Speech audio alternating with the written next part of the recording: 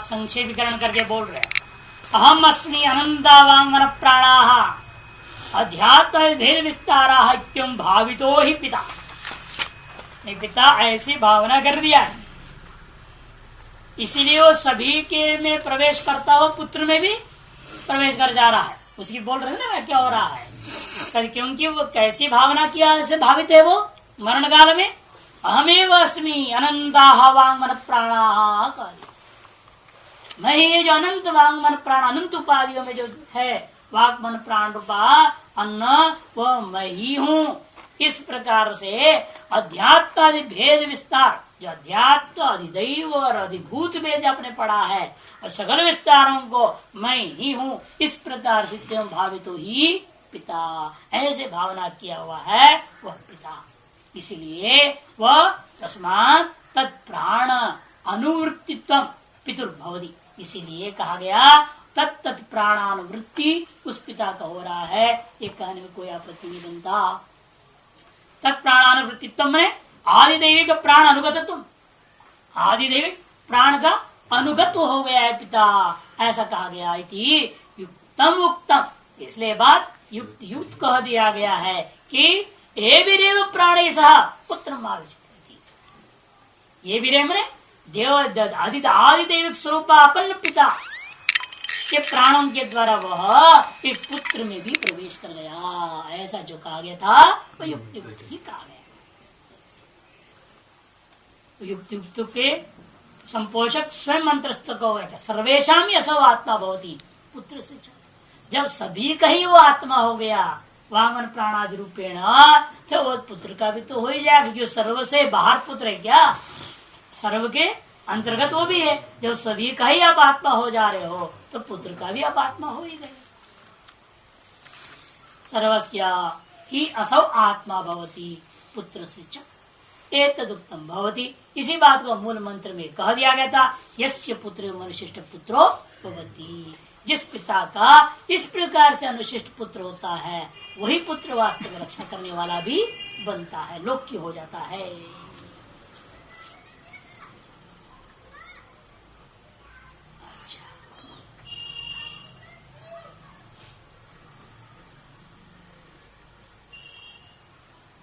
नीचे टिप्पण 2 में देखिए थोड़ा, सर्वस्व संकल्प से पुत्रे समर्पित, संपूर्ण संकल्प से पुत्र में समर्पित कर दिया है। यथोक्त प्राणात्मा अस्मीति संकल्प से अवशिष्ट, यथोक्त प्राणात्मा ही मैं हूं, ऐसे उसने जो है संकल्प कर दिया अभी। अर्थात तत्संकल्प संस्कृत वागादि देव एतारश समष्टि स्वरूप के संकल्प कर दिया, समष्टि रूप में हो करके व्यष्टि रूप से उठ करके व्यष्टि का जो भी था वो तो सब पुत्र में डाल दिया। जो कुछ व्यष्टि का संकल्प था, अध्ययन यज्ञ और क्या था, 3 चीज थी ना, अहम ब्रह्म अहम यज्ञ अहम लोक फल साधन 2 साध्य रूपी, ये सारा जो कुछ भी था व्यष्टि का वो तो सिर्फ पुत्र में डाल दिया, और अब वो खुद समष्टि भाव में चला गया। व्यष्टि का संकल्प था वो हो गया, दूसरी व्यष्टि में चला गया है, और अब खुद के अंदर व्यष्टि का संकल्प से तादात्म्य हो गया, नहीं समष्टि का संकल्प से तादात्म्य हो गया। समष्टि का संकल्प से तादात्म्य होगा मतलब उसी को समझा रहे, तत्संकल्प संस्कृत वागादिभिर देवैः सर्वत्र प्रविशद्भिः, सर्वत्र प्रवेश कर दे, सर्वोपाधियों में प्रवेश करता हुआ सह पिता प्रविशन, पिता सर्वत्र प्रविशद भी सह पुत्रम प्रविशन प्रविशति, सर्वत्र प्रवेश करता हुआ वह पिता पुत्र में भी प्रवेश कर गया। इति व्यपदिश्यते, ऐसा श्रुति कह रही है।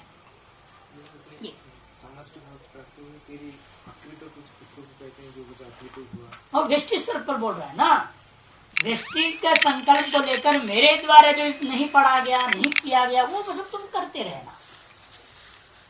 अब हमारा उस व्यष्टि से कोई समझ नहीं रहोगे आप, क्यों वैसे भी जा रहा है, व्यष्टि तो शरीर छूट ही रहा है ना, मनुष्यन बोला हुआ है या संन्यास लेने जा रहा है। अब व्यष्टि के द्वारा अकृत को कर नहीं सकता हूं, वो अपना व्यष्टि का अधिकार जो ले रखा है उत्तराधिकारी वो अपना करते रहेगा। समष्टि को प्राप्त, समष्टि में पहले से ही अकृत नहीं था। अकृतत्व की विचार ही व्यष्टि स्तर पर है, समष्टि स्तर पर है ही नहीं। और समष्टि का भावापन्न है, अभी प्राप्त नहीं है। प्राप्त मरने के बाद ही होगा। प्राप्त तो मरने के बाद होना है। मरने के बाद जब समष्टि भाव को, अभी जो अपन तथा समष्टि रूप जब प्राप्त कर जाएगा, उस समय इस जीव का कोई संबंध ही नहीं रह गया। जब बोल रहा है तब तो जीव है ना। तो जीव अवस्था में रहकर वो दे कह रहा है बात ही, मेरा जो कुछ अकृत तुम कर रहे हो। ऐसे कहा करके जब तक वो व्यष्टि के संकल्पों को अगले में नहीं डालेगा, समष्टि हुआ ही कहां वो, समष्टि भाव भी नहीं बना अभी तक। जब ये दे देता है इस प्रकार बोलने के बाद, इसे मैं 2 नंबर टिप्पणी पढ़ाया आपको जान करके, जब तक पुत्र में व्यष्टिगत सकल संकल्पों को डालता नहीं है तब तक उसके अंदर समष्टि भावापन हो नहीं। क्यों? उसके व्यष्टि अभिमानी बना रहेगा, मुझे कर्म करना है, मुझे स्वाध्याय करना है, मुझे लोक प्राप्त करना है, ये भाव जखड़ा हो रहेगा। इसको पहले कहना कर्म बंध को मैं से अब मुक्त हो गया, कर्म बंध कृतु मुक्तो अस्मि। वो अभी व्यष्टि भाव में रह रहा है, तब वो कहता अब मैं कर्म से मुक्त हो गया। उसके बाद ही वास्तव में वो समष्टि भाव को कर पाता है। और जो समष्टि भाव को करेगा तो मरने के उत्तर काल में समष्टि रूप को ही प्राप्त करेगा। इसे उत्तरकालीन को लेकर हम पहले से अकृतत्व को निषेध नहीं कर सकते ना। तो भविष्य में जब होएगा तब उसके अंदर अकृताकृत कुछ भी नहीं रहा, वो बात अलग है। ये तो वर्तमान स्थिति को लेकर वो बोला हुआ है। सर्वभाव को प्राप्त कर लिया मरने के दृष्टि, तो जिस समय जी रहा था उस समय कुछ आकृत था उसके द्वारा, फिर पुत्र ने उसको कृत करने के प्रयास करेगा, नहीं करेगी, करने के उपरांत उसका क्या प्रयोजन से उसे लोक्यो भवती। यदि अकृत का संकल्प रहेगा, अकृत मेरे द्वारा जो अकृत है उसको मैं करना चाहता हूँ, यदि ये मन में रहकर मर जाता है तो वो समष्टि रूप तो प्राप्त ही नहीं कर सकता। वो संकल्प को देने के बाद, ये तो हमने इसलिए 2 नंबर टिप्पणी आपको बताया, ये संकल्प देने के बाद ही वास्तविक समष्टि भाव में आ सकता है। मैं ही अब समस्त प्राण में अनंत जो भी है सब मैं हूँ, ऐसे भाव तब आएगा जब व्यष्टि से उठोगे। और व्यष्टि से तब उठोगे जब अकृत संकल्प को दूसरे को दोगे। इसलिए वो भाव लाने के लिए पहले अकृत को त्यागना पड़ेगा। और कृतकृत त्यागूंगा कैसे? जब उसको दूसरे को सौंपूंगा, नहीं तो अंदर रहेगा वो, और रहेगा उसकी वासना, अकृत की वासना। वो अकृत की पूरी करने के चक्कर में समष्टि भाव होगा ही नहीं, समष्टि रूप ही प्राप्त नहीं कर सकते। मरने के बाद समष्टि रूप प्राप्त नहीं होगा। ये मरने के बाद समष्टि रूप इसलिए प्राप्त हो रहा है अभी इसको, क्योंकि उसने उस अकृत को पुत्र को दे दिया। अकृत तुम करो, और करे ना करे वो जाने, वो भी उससे भी रह जाता, वो आगे को भी देगा। ऐसे तो अनादिकाल से अकृत रह गया है, आज तक रह गया है, ये चल ही रहा है संसार। और जब तक संसार है तब तक अकृतांश रहेगा ही। यदि अकृत कुछ नहीं रह गया तो परिपूर्ण खत्म हो गया मामला। ये तो परंपरा चलती रहेगी। इसे जिस व्यक्ति को संन्यास के द्वारा या मरण काल में इस लोक फल को प्राप्त नहीं करना चाहता, कि स्वकृत के आधार पर परलोक फल को प्राप्त करना चाहता है, तो कृताकृत की उत्तरवर्ती धारा के लिए पुत्र को सौंपना जरूरी है। वो सौंप देगा तब अब उसके अंदर कृताकृत का चिंता खत्म हुआ। जब कैसे कहते ना, अरे आप निश्चिंत रहो, हम सब देख लेंगे। इसका मतलब क्या? आप कोई चीज करना चाह रहे थे, आपसे हो नहीं रहा था, कुछ भी है, अब उसको आपको कह दिया कि नहीं आप चिंता मत कीजिए, मैं करूंगा, तो आप क्या हो जाते हो? आप तो उस चिंता से, उस संकल्प से रहित हो कि नहीं हो गए। और उसके अंदर यदि कोई संकल्प ना हो तो आपके अंदर क्या रहेगा स्थिति? फिर अपने आप सकल व्यष्टि संग से रहित हो गए कि नहीं हो गए। जब उस संकल्प को दूसरे ने जिम्मेदारी ले ली, कृताकृत जो भी था, तो वो संगत दूसरे जिम्मेदारी लेते ही आप कहते निश्चिंत हो जाते। यहाँ पर क्या होता है लोक व्यवहार में, उस कार्य संबंधी हम निश्चिंत होते, लेकिन दूसरे कार्य खोपड़ी में सवार रहता है ना। एक जिम्मेदारी ले ली तो मैं ये काम करना निश्चिंत रह जाता और दूसरा काम अब चालू कर लेते हो खोपड़ी में। वो संकल्प अनंतर संकल्प चलते रहता है, इसीलिए समष्टि भाव कभी बनता नहीं, तो समष्टि रूप आपत्ति भी नहीं हो सकती है।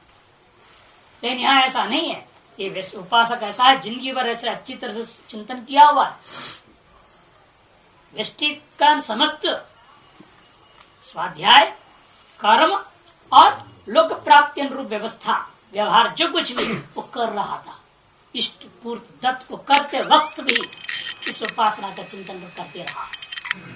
तद्भाव आपन नहीं हो सकता है, लेकिन तद्भावापन की योग्यता प्राप्त करने के लिए तैयारी है वो।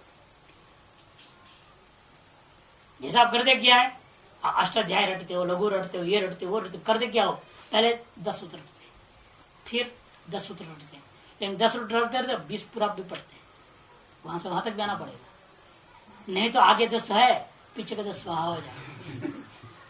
फिर 30 रट आप क्या और 10 रटे तो 30 को आवृत्ति करते रहते हो, पूरे एक अध्याय एक पाद हुआ, फिर एक पाद पूरा आवृत्ति करते हैं। जब दूसरी पाद कंठस्थ हो जाती है, पहले दूसरी दूसरों दोनों को सुनाना पड़ता है, फिर तीसरी याद हुई तो तीनों पाद सुनाओ, फिर एक अध्याय हुआ पूरा अध्याय सुनाओ, ऐसे करते ही रहना पड़ता है।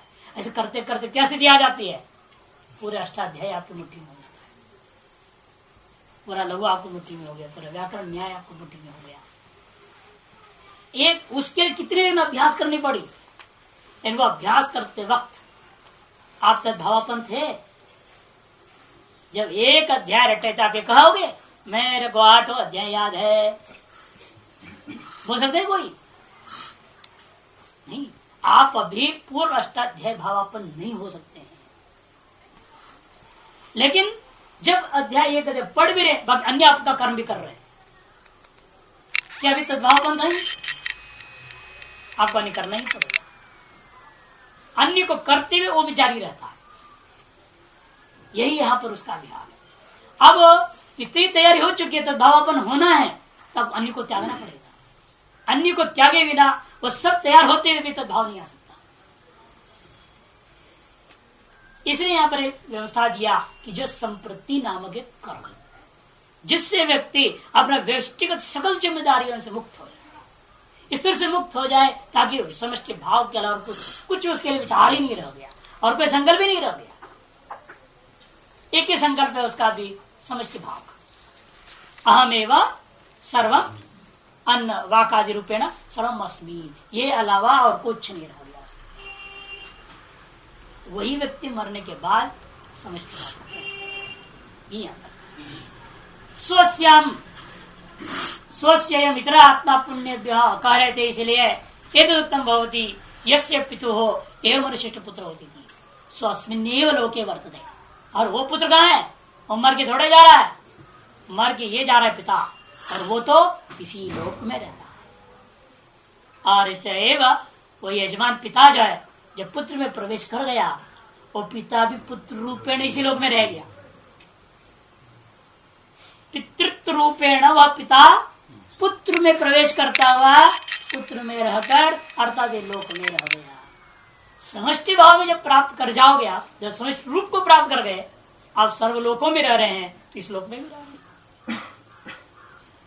इसलिए कहते सो अस्मिन्नेव लोके वर्तते, इनके रूपेण, व्यष्टि पितृ रूपेण नहीं है, समष्टि अवयभूता, समष्टि के अंतर्गत एक अवयव है पुत्र, उस पुत्र रूपेण नैव मृतो मंतव्य। इसीलिए पिता मर गया ऐसा कभी नहीं सोचना चाहिए। कोई पिता मरता नहीं जो ऐसा विधिवत जाता है, वह पुत्र रूपेण सर्वत्र सभी में रह रहा है, तो यहाँ भी रह रहा ना। लेकिन जो लोग कहते नहीं मर गया वो चला गया, वो गलत हुआ ना। मर के गया नहीं कहीं, वो एक व्यष्टि शरीर से मरने के बाद वह सभी शरीरों में व्याप्त जब हो गया, पुत्र रूपेण इस श्लोक में भी रह रहा है। अतः मर के गया नहीं। हमारे पुत्र रूपेण रहने का मतलब, कहने का तात्पर्य है ना, क्योंकि पुत्रेण अयम लोको जय्य, ये जो बात कही गई थी, वो किस प्रकार से जीत लेता है इस लोक को पुत्र द्वारा, वो समझाया, उसी को समझाने की व्याख्या चल रही है। पुत्र के द्वारा इस लोक को जीतने का मतलब क्या, मतलब यही है वह समष्टि रूप धारण जब प्राप्त कर लेता है, समष्टि के अंतर्गत यह लोक भी है, इस लोक के अंतर्गत पुत्र रूपेण वह अभी भी विद्यमान है। सर्वरूपेण विद्यमान होने से पुत्र रूपेण भी विद्यमान है, अतएव वो मरा ही नहीं है। और पुत्र रूपेण नैव मृतो मंतव्य तथा श्रुत्यंतर है, इसलिए श्रुत्यंतर प्रमाण भी है। स्वस्य अयम इतर आत्मा पुण्य कर्म प्रतिधीयते। इसकी भी सुंदर विचार टिप्पणीदार जो है उस श्रुति का व्याख्या वहां के आधार पर ही किए हैं। देखो, संसार में दो आत्मा माननी पड़ेगी। व्यवहार काल में, वैश्विक काल में दो आत्मा, एक पिता है और एक पुत्र, दो आत्मा। गौ आत्मा भवता, दो आत्मा है।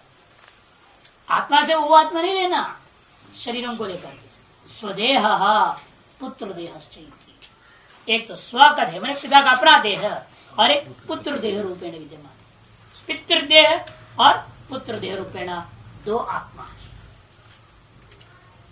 तयोर मध्य उन दोनों में से अब एक देह का मरना हो रहा है। एक देह क्या हो रहा है? मर रहा है, और दूसरा देह जिंदा है। उसलिए कहते हैं तयोर मध्य अस्य पितुः सपूर्वोक्त अयम प्रत्यक्ष आत्मा पुत्र देह पुण्यभ्य शास्त्रोक्तेभ्य कर्मभ्य अग्निहोत्रादिभ्य तन्निष्पादनार्थम प्रतिदीयते। इन दोनों के बीच में ये जो पिता का शरीर है, अस्य पितुः सपूर्वोक्त, वह जो पूर्वोक्त शरीरात्मक आत्मा थी वो तो मर रहा है। इसे वो क्या करेगा? वही पुत्र रूपेण प्रत्यक्ष सामने मरता हुआ शरीर का भान को त्याग करके वो जिन्ना रहता हुआ अपना दूसरा रूप कौन है? पुत्र रूप को देख रहा है। देख करके कहता है अयम प्रत्यक्ष आत्मा, ये जो पुत्र का देह है अब मेरे लिए यही प्रत्यक्ष आत्मा है। ये तो जा रहा है, इसका तो टिकट कट गया है, तो जाने वाला है। इसीलिए अब प्रत्यक्ष आत्मा कौन है? ये पुत्र रूप आत्मा ही मेरा प्रत्यक्ष आत्मा है, ऐसे मानेगा। मान करके क्या करता है? पुण्य शास्त्रोक्त कर्मभ्य अग्निहोत्रादिभ्य निष्पादनार्थम।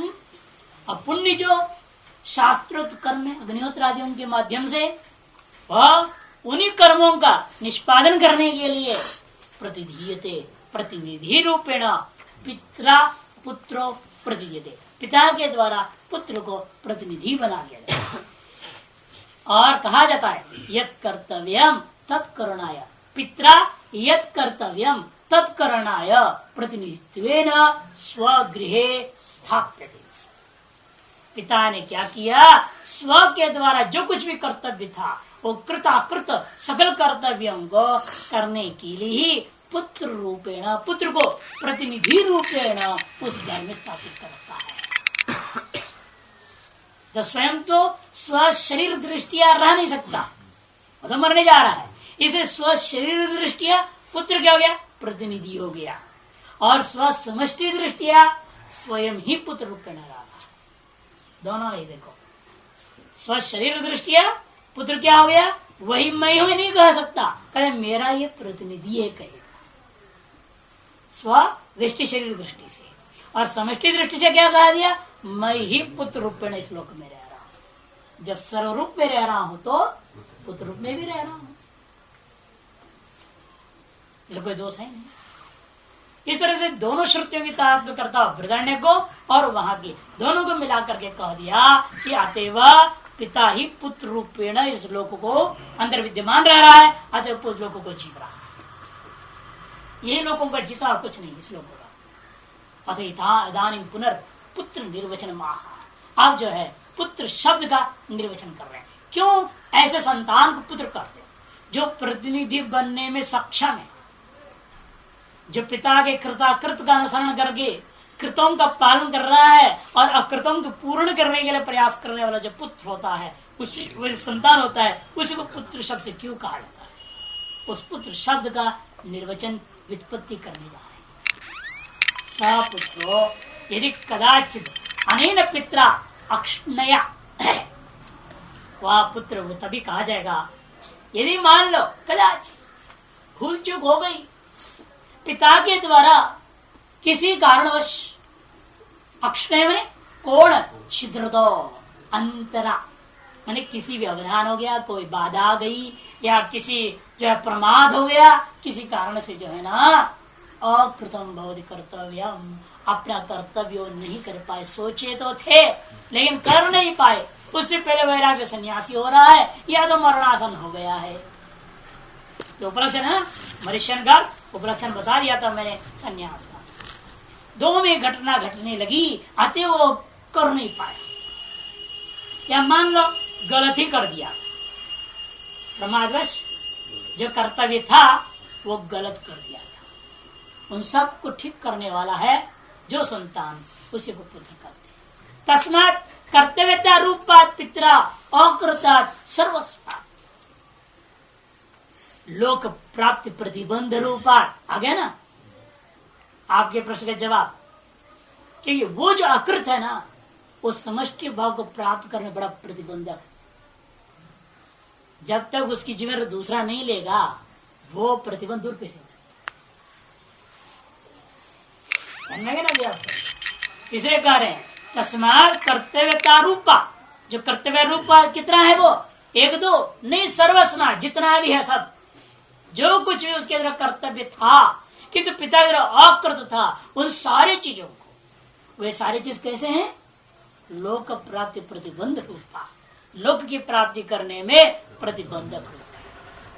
कि कर्तव्य को न करके आप जाओगे तो लाइसेंस कहाँ से मिलेगी, मिलेगी नहीं। और पासपोर्ट है नहीं, वीसा को अप्लाई करोगे तो कहाँ से मिलेगा, है ना। तो तैयारी करनी पड़ेगी, पहले प्रतिनिधि बनाओ, उसको सौंप दो सारा काम, तब जा करके अपने आगे के रास्ता खुलता है, नहीं तो नहीं खुलेगा। प्रतिबंधक इसलिए वो किया था, सबको दे दिया था। और उन प्रतिबंधकों से प्रतिबंधक को कौन हटा रहा है, जो हटा रहा है वही पुत्र।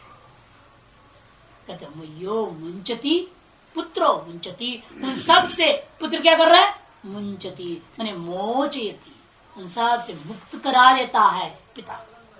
तत्सर्वम स्वयं अनुतिष्ठन पूरयित्वा, कैसे करता है मुक्त, यानी कि हाँ मैं कर लूंगा, ऐसे बोलने से नहीं चलता। बोलने से खुद फंसेगा, पिता को धोखा दिया, महापापी हो जाएगा। कहा करके अहम ब्रह्म अहम यज्ञ अहम लोक कहने से काम चलता नहीं।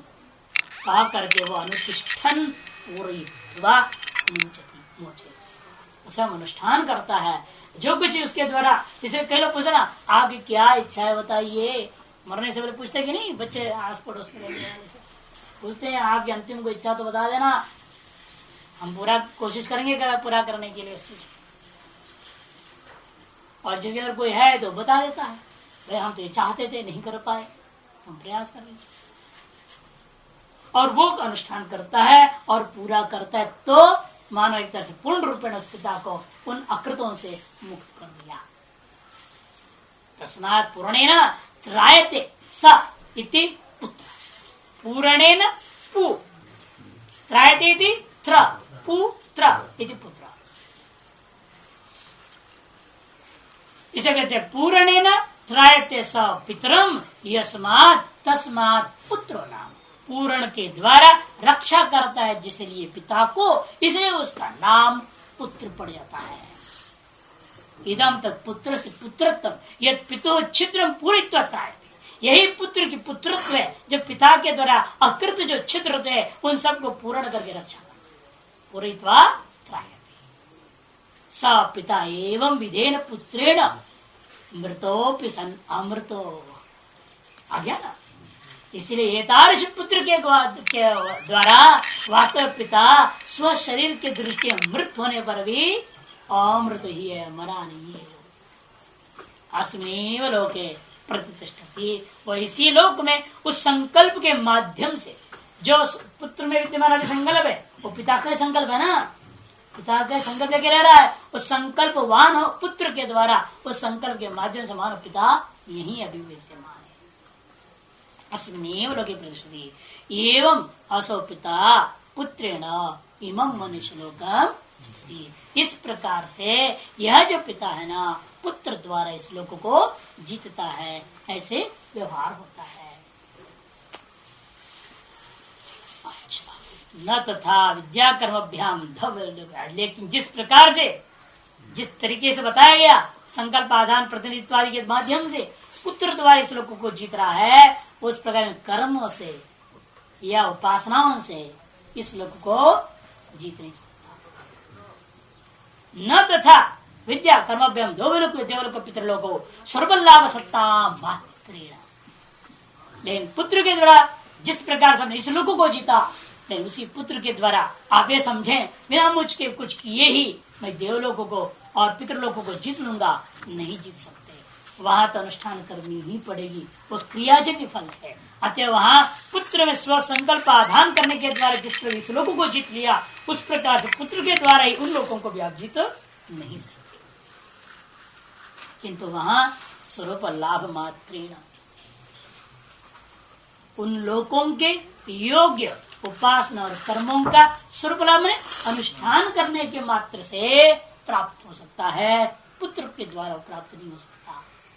और पुत्र के द्वारा जो प्राप्त हो सकता है वो कर्म और विद्या के द्वारा प्राप्त सर्व लाभ से नहीं हो सकता। किसी भी प्रकार का कर्म कर लो आप, उसके माध्यम से इस लोक में मरने के बाद प्रतिष्ठित आप नहीं रह सकते, पुत्र के द्वारा ही रह सकते। इसलिए कहने मतलब क्या, साधनों का संक्रमण नहीं हो सकता। तीनों साधन जो बताए गए हैं, देवलोक का साधन उपासना, पितृलोक का साधन केवल कर्म और इस लोक का साधन पुत्र जो बताया गया, इनका परस्पर कोई सांतरी करो, इससे वो उससे ये प्राप्त करने का प्रयास करो, उल्टा सीधा ये नहीं हो सकता है।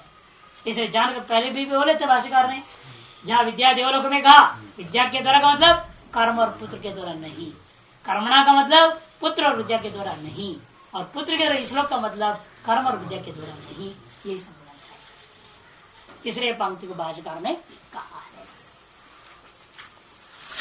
नहीं विद्या कर्मणि स्वल्प लाभ व्यतिरेकेण पुत्रवद व्यापारांतर अपेक्षया लोक चेतुत्व प्रतिपद्यते।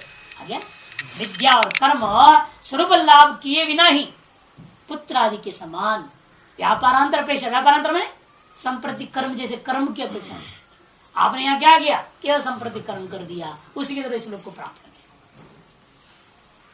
वहां पर इसी पर कोई और कर्म के द्वारा पुत्र में कुछ और कर दो, संप्रति कर्म से इस लोक, अन्य कोई कर्म से देवलोक, कोई और तीसरे कर्म से, ऐसे नहीं होगा। इसलिए व्यापारांतर अपेक्षा लोक जेतुत्वम न प्रतिपद्यते। विद्या और कर्म जो है ना, तत्व लोगों को जय के साधन कभी नहीं हो सकते।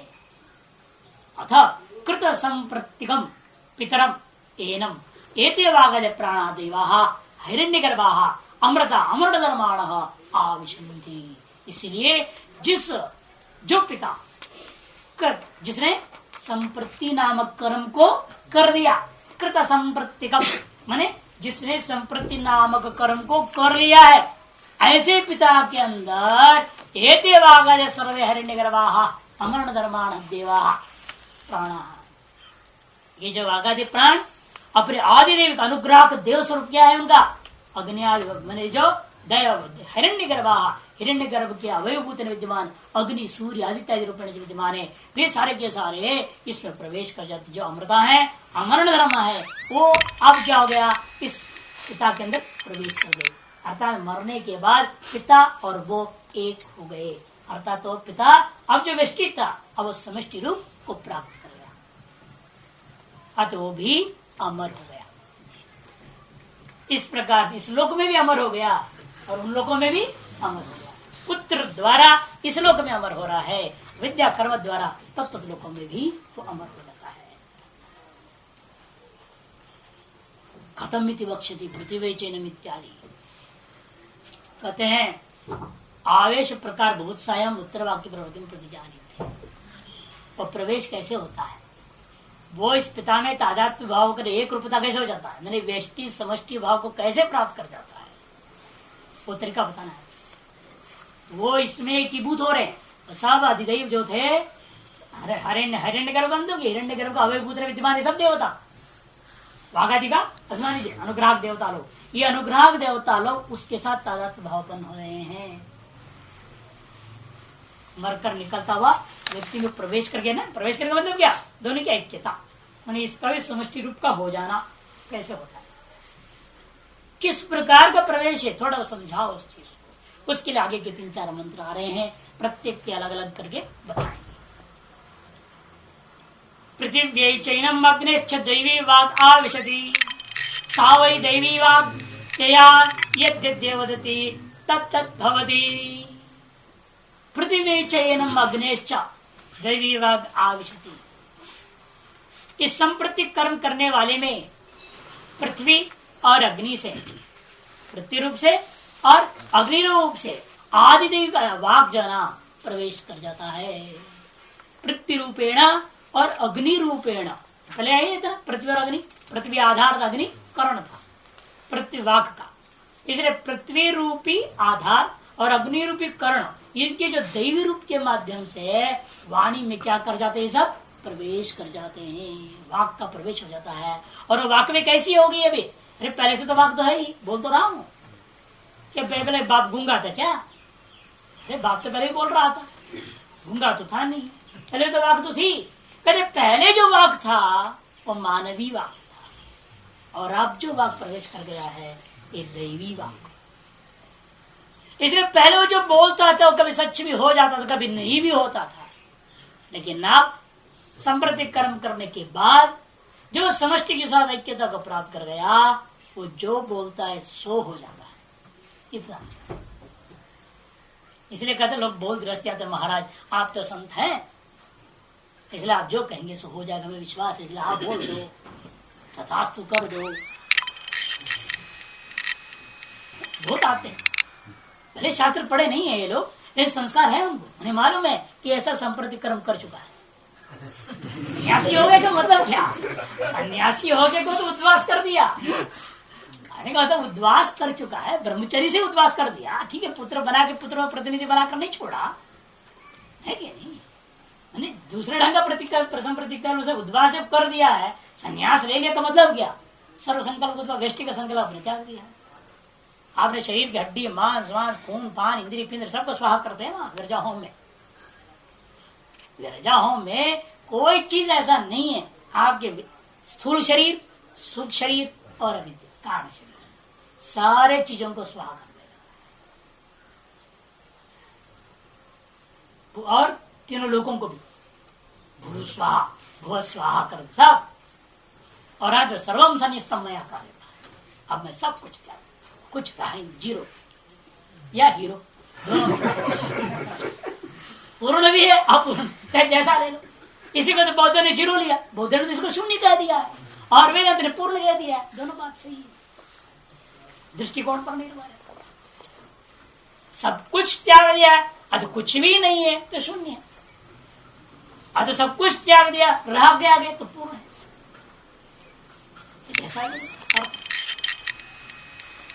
अतएव कहते लोगों का विचार सही है, वो संस्कार है ना, अनादिकाल से पढ़े हुए कोई ना कोई गृहस्थी पाप के कारण से बनने बाद अलग चीज है, और जमीला में फंसे पड़े दुखी हैं, लेकिन जो है वो संस्कार तो है। इसलिए वो कहते हैं आप जो कहेंगे होगा, हमें पता है, आप विश्वास है हमको, आप कह दो। और कहें कैसे कहें, हम लोगों को कहना पड़ता है, अरे तेरे भाग्य तेरे साथ।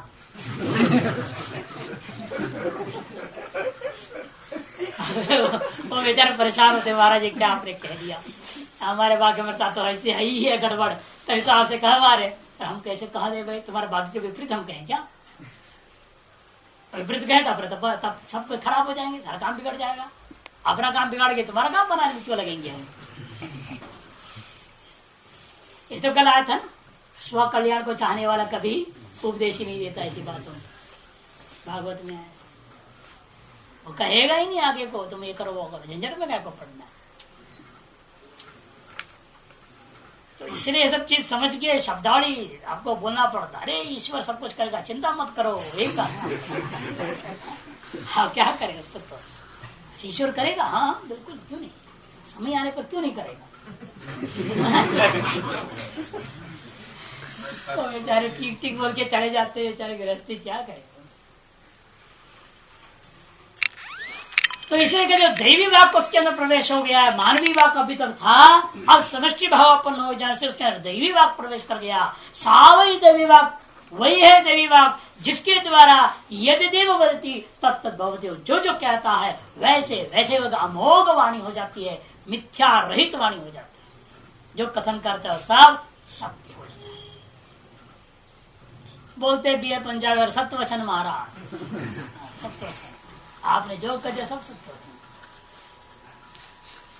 बहुत बढ़िया लगता है उनकी भाषा जो सुंदर है, सत्य वचन बड़े भोले लगते हैं, सीधे सीधे हैं बेचारे, पता नहीं किधर मुड़ाने आया है। अच्छा, भाष्यकार कहते एवं पुत्र कर्म अप्रविद्या नाम मनुष्य लोक पितृलोक देवलोक साध्यार्थता प्रदर्शिता श्रुत्या स्वयमेव त्रिकेचिद्वावधु का श्रुत्युक्त विशेषार्थन विद्या संतः पुत्रादि साधारण मोक्षार्थता वदन्ति ऐसा मुखाभिधानम श्रुत्य इदं कृतं जायमे से इत्यादि। कहते हैं देखो पुत्र कर्म और अपर विद्या, ये तीन, पुत्र है मनुष्य लोक, कर्म है पितृलोक और विद्या है अपर विद्या है आपका देवलोक की साध्य के लिए ही है, साधन रूपा है, ऐसे श्रुति के द्वारा दर्शा दिया गया।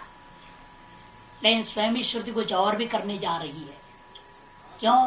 क्योंकि कुछ लोग हैं वावधु बड़े वाचार है, अपने आप को वेदों के ठेकेदार बने हुए, बड़ा मीमांसक कहे जाते हैं, मीमांसक और वेद के ठेकेदार है।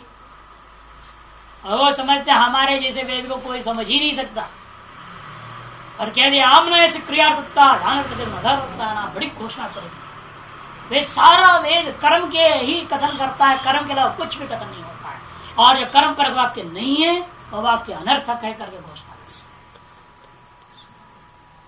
ऐसे जबरदस्त वेद के चिंतन करने वाले मीमांसकों का कहना है कि पुत्रादि से मोक्ष की प्राप्ति होती है।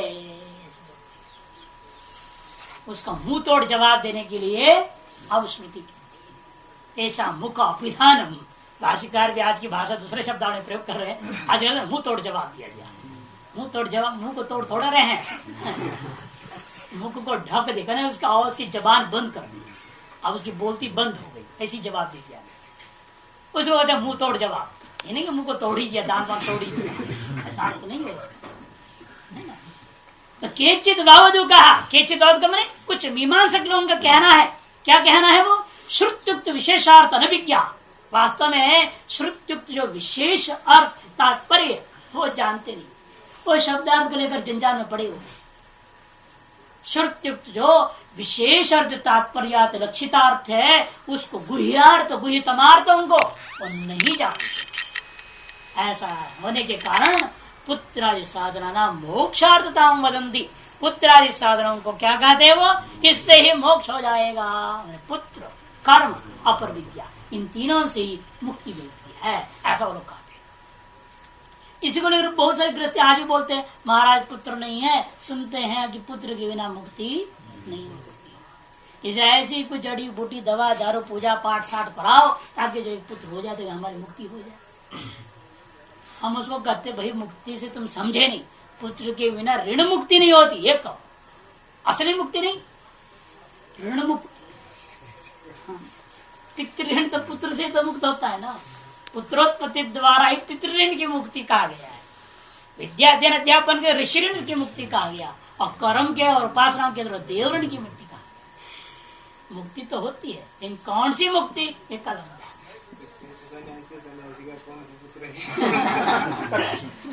लेकिन सन्यासी को तो ये मुक्ति चाहिए ही नहीं, और ऋण त्रय को पहले ही स्वाहा कर दिया है, उसे ऋण से मुक्ति की जरूरत है क्या? यदि ऋण हो तब न मुक्ति है, उससे चाहने की प्रयास होगी, और स्वयं को स्वाहा ही कर दे, ऋण कहाँ रह गया? और स्वयं अभिमान कर मैं देवदत्त हूं, मैं ब्राह्मण हूं, फिर तो हो गया आप ऋणी। करो सारे कर्म कांड, जिन्हों चोटी जब तक लाइसेंस रखे रहोगे तब तक जो आपको कुछ न कुछ कर दे रहना पड़ेगा। लाइसेंस है ना आपके पास, नहीं तो लाइसेंस रद्द हो जाएगी। अरे पासपोर्ट बना दिया, 10 साल की है, उसके बाद आप रिन्यू ना करो तो रद्द हो जाएगा, नहीं हो जाएगा? वो रद्द हो ना है। उसी प्रकार से आपकी जिन्हों चोटी बेकार हो जाएगी, बल्कि उल्टा दुनिया और पाप चढ़ जाएगा, नोटिस आ जाएगा भगवान से। नहीं, सिर्फ जब तक ये चीज है तब तक आप ऋणी है, ऋणी है तो ऋण से मुक्ति का आपको सोचना पड़ेगा। हमें सोचने की जरूरत है नहीं, क्योंकि हमने लाइसेंस को तो आग लगा दिया है, वो आग में डाल दिया है, आग नहीं लगाया, आग में ही डाल दिया। अब क्या करेंगे? मुक्ति के लिए प्रयास करना, अब तो सद्यो मुक्ति के प्रयास करना है।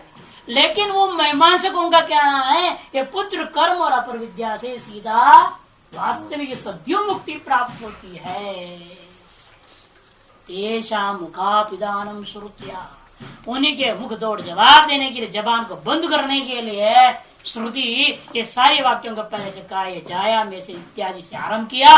पांगतं काम्यं कर्मित उपक्रमेण पुत्रादिना च साध्य विशेष विनियोग उपसंहारेण च, जाया में से आरंभ करते हुए पांगत काम्य कर्मों का वर्णन किया, उसको उपक्रम करके पुत्रादि के द्वारा साध्य विशेष होता जो लोगों के साथ संबंध का उपसंहार के द्वारा कथन कर दिया है। इसे स्पष्ट कर दिया, इनके द्वारा मिलने वाले लोग कौन हैं? मुक्ति नहीं, मोक्ष नहीं मिल सकता। पुत्र के द्वारा यह लोक मिलेगा, यह कर्म के द्वारा पितृलोक मिलेगा, और अपर विद्या के द्वारा देवलोक मिल सकता है, मोक्ष नहीं मिल सकता है। ये बात कह दिया गया है।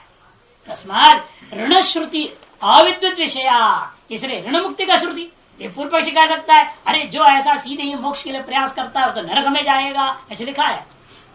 मनुस्मृतिकार ने लिख दिया, जो ऋणत्रय को मुक्ति से मुक्ति पाए बिना सीधा संन्यास लेकर के वेदांत लग जाता है, वो तो सीधा नरक में जाएगा, मोक्ष का मिल जाएगा। ऐसे भयंकर वचन मनु ने कहा है। तब कहते ये तो अविद्वत विषय। भाष्यकार कहते हैं, वो जो अभिमान कर रहा है ना, अहम ब्राह्मणोस्मि, अहम गृहस्थोस्मि इत्यादि वर्णाश्रम का जो अभिमान करने वाला अविद्वान की लो बात कही गई है। एक तरफ कहता है मैं गृहस्थ हूँ, और कहते हैं मुझे कोई कर्म करने की जरूरत नहीं, मैं सब त्याग दिया। ऐसे जो पाखंडी गृहस्थ है, पाखंडी ब्रह्मचारी है, पाखंडी ब्राह्मण क्षत्र वैश्य शूद्र है, उनके लिए कहा गया उनका संन्यास भी पाखंड है, उनको नरक मिलेगा। और जो वेदांत के विविधुषु संन्यास लेता है, वेदांत का अनुभूत्यर्थ सर्वस्व त्याग पूर्वक जो संन्यास लिया है, वो व्यक्ति के विषय वो नहीं है। इसे कहते हैं तस्मात् ऋण श्रुति, ऋण त्रय की श्रुति और उसे मुक्ति आदि की बात है जो, वो अविद्युत विषया न परमात्म विद विषया इति सिद्धम्। और परमात्म विषय तो नहीं है, ये बात इस पूर्व अभी तक के विचार का द्वारा सिद्ध हो जाता है। वक्ष्यति च, आगे भी कहेंगे। विद्वान क्या कहता है, किम प्रजया करिष्यामि येषां नोयम् आत्मा यम लोक इति। अरे मैं प्रजा हो जैसे क्या करूं, ना मेरा ये शरीर है, ना मुझे लोगों की जरूरत है, कुछ भी नहीं, तो मैं क्यों करूंगा? जाए में ऐसा, मेरे को क्या करने की जरूरत है सबकी? ना मेरे को जाए में ऐसा संकल्प करना है, ना मुझे वित्तम में ऐसा संकल्प करना है, मुझे कुछ भी जरूरत नहीं है। ऐसे आगे इसी प्रकार में कहने वाले हैं।